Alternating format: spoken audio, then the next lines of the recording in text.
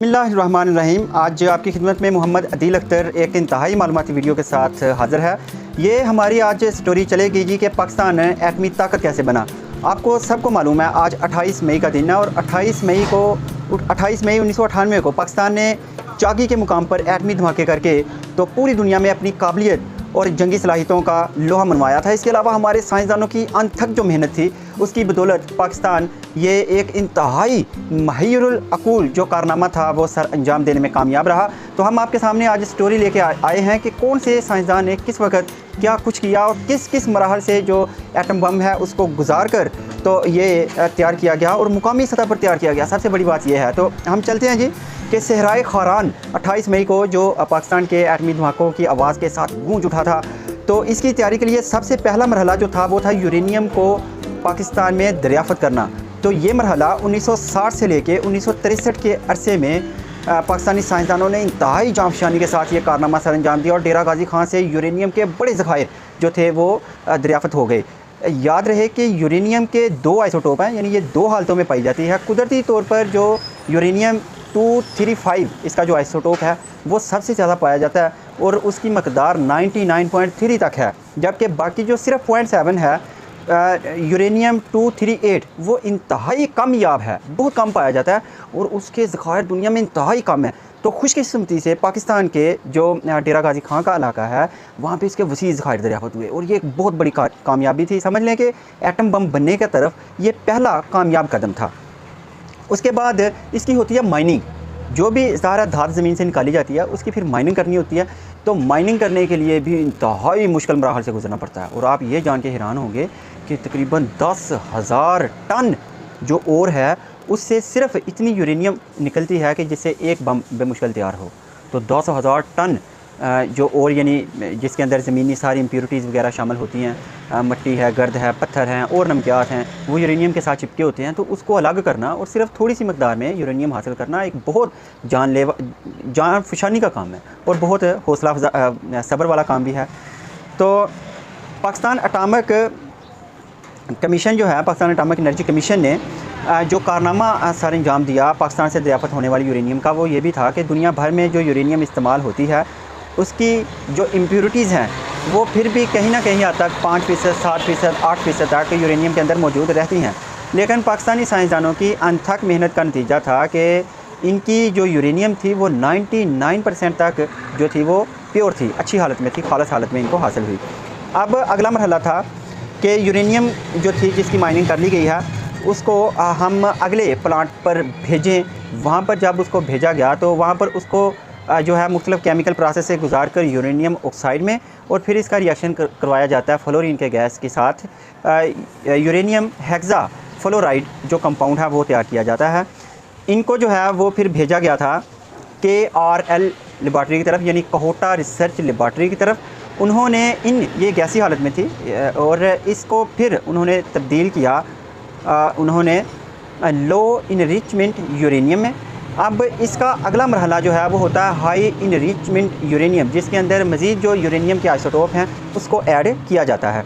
तो क्योंकि ये एक साइंसी प्रोसेस हैं, यहाँ पे वजाहत ज़रूरी नहीं है, इसलिए हम मज़ीद आगे चलते हैं। आइसोटोप जो था यूरेनियम 235 उसको ऐड किया गया और उसके बाद था कि एटम बम के जो अगले मराहल हैं वो KRL से फिर से पाकिस्तान एटॉमिक एनर्जी कमीशन जो था उसके पास आया और उन्होंने इसको फिर ठोस हालत में तब्दील किया।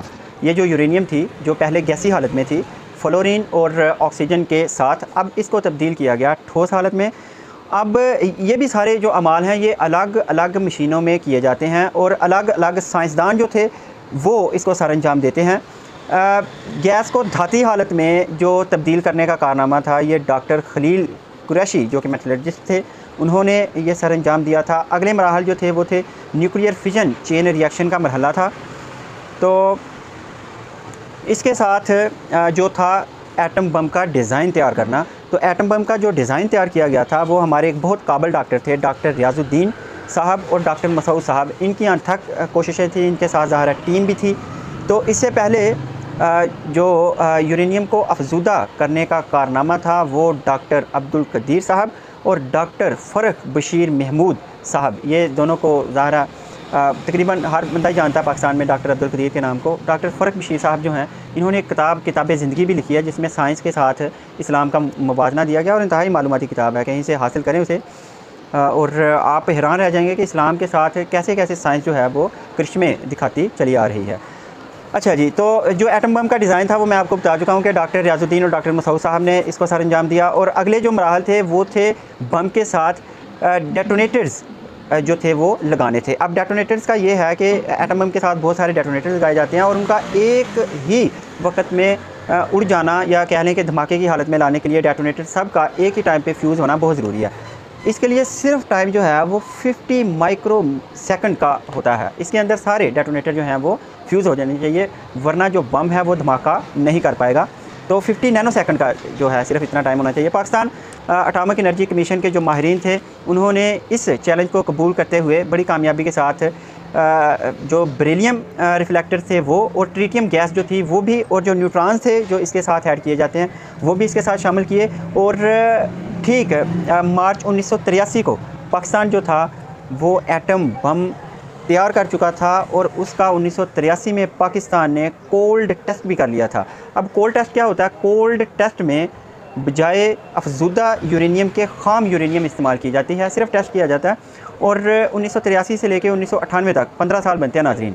इन 15 सालों में पाकिस्तानी साइंसदानों ने एटॉमिक बम के साथ 24 बार कोल्ड जो थे वो एक्सप्लोसिव करके इसको टेस्ट किया, यानी 24 बार टेस्ट किया गया था। और इसके बाद जो एक और अगला मरहला था वो था बम की डिज़ाइनिंग करना, ताकि इनको कौन से तैयारे के साथ जो है वो फ़िट किया जा सके और उस तरह मतलब हथियार की शक्ल में लाना था। वो भी हमारे साइंसदानों ने बड़ी कामयाबी के साथ सर अंजाम दिया। और फिर आगे था कि जो हॉट टेस्ट है, मतलब जिसमें अफजुदा यूरेनियम इस्तेमाल करनी थी, उसके लिए ज़रूरत होती है नाज़रीन टनल्स की, यानी सुरंगों की, ज़ेरे ज़मीन सुरंगें या पहाड़ों के अंदर जो सुरंगें थी वो ज़रूरी होती हैं।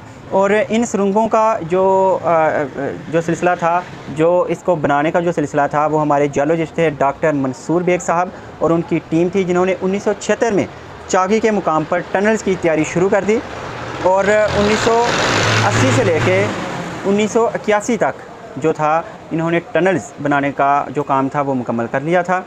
और ठीक 11, 12 और 13 मई को जब इंडिया ने अपने एटमी धमाके करके अपनी तरफ से पाकिस्तान के ऊपर धाक बिठाना चाही, तो उस वक्त पाकिस्तान ने भी इसका जवाब जो था वो दे दिया 28 मई 1998 को। इसके पीछे क्या क्या कुछ था और किस किस ने कोशिशें की, साइंसदानों के चंद नाम तो मैंने आपके साथ बोल दिए, और भी इसके साथ बहुत सारी मेहनत थी ज़ाहिर है बड़े सारे लोगों की, साइंसदानों की।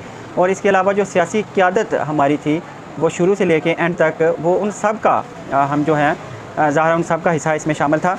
तो 28 मई को डॉक्टर समर मुबारकमंद उनकी ज़ेर निगरानी, क्योंकि वो उस वक्त चेयरमैन थे पाकिस्तान एटॉमिक एनर्जी कमीशन के, तो उनकी ज़ेर निगरानी जो था पाकिस्तान ने 28 मई 1998 को जो हॉट टेस्ट था, यानी एटमी धमाके का जो टेस्ट था वो कामयाबी से किया। और इंडिया ने तो 5 धमाके किए थे, पाकिस्तान ने 6 धमाके करके उसका मुंह तोड़ जवाब दिया। तो इसलिए हर साल 28 मई को यौम तकबीर मनाया जाता है। अल्लाह पाक पाकिस्तान पर और पाकिस्तान के हर इंसान पर, हर शहरी के ऊपर अपना खुसूसी फजल करम रखे। और हम चाहते हैं कि पाकिस्तान ना सिर्फ दफ़ाई सनत बल्कि बाकी शोबों में भी बेहतरीन कारकर्दगी दिखाए। दुआओं के साथ रुखसत चाहता हूँ। अल्लाह हाफ़िज़।